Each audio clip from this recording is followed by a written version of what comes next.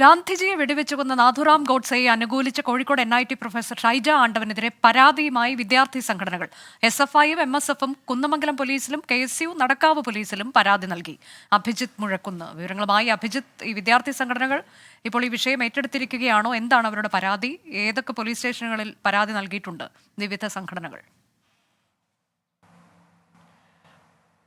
അനുജ, വിദ്യാർത്ഥി സംഘടനകളുടെ ഭാഗത്തു നിന്ന് ഈ വിഷയത്തിൽ വലിയ രീതിയിലുള്ള ഒരു പ്രതിഷേധമാണ് ഉണ്ടാകുന്നത്. KSU, SFI, MSF തുടങ്ങിയ വിദ്യാർത്ഥി സംഘടനകളെല്ലാം തന്നെ വിവിധ സ്റ്റേഷനുകളിലായി ഈ പ്രൊഫസർക്കെതിരെ പരാതി നൽകിയിട്ടുണ്ട്. KSU നടക്കാവ് പോലീസ് സ്റ്റേഷനിലും ഒപ്പം SFIയും MSFും കുന്നമംഗലം പോലീസ് സ്റ്റേഷനിലും നിലവിൽ പരാതി നൽകിയിട്ടുണ്ട്. ഇവരുടെ ആവശ്യം ഇത്തരത്തിൽ ഈ ഒരു വിഭാഗീയത സൃഷ്ടിക്കാൻ ഉദ്ദേശിച്ച് നടത്തിയ ഒരു കമന്റാണിതെന്നും ഈ ഷൈജ ആണ്ടവനെതിരെ കേസെടുക്കണം എന്നുള്ളതുമാണ് ഈ വിദ്യാർത്ഥി സംഘടനകളുടെ ആവശ്യം.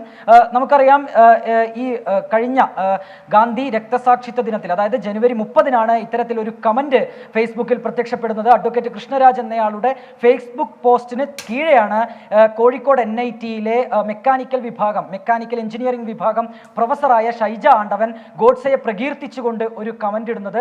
ഗോഡ്സെ രാജ്യത്തിന് അഭിമാനമാണ് എന്ന തരത്തിലുള്ള ഒരു കമന്റായിരുന്നു ഇത്.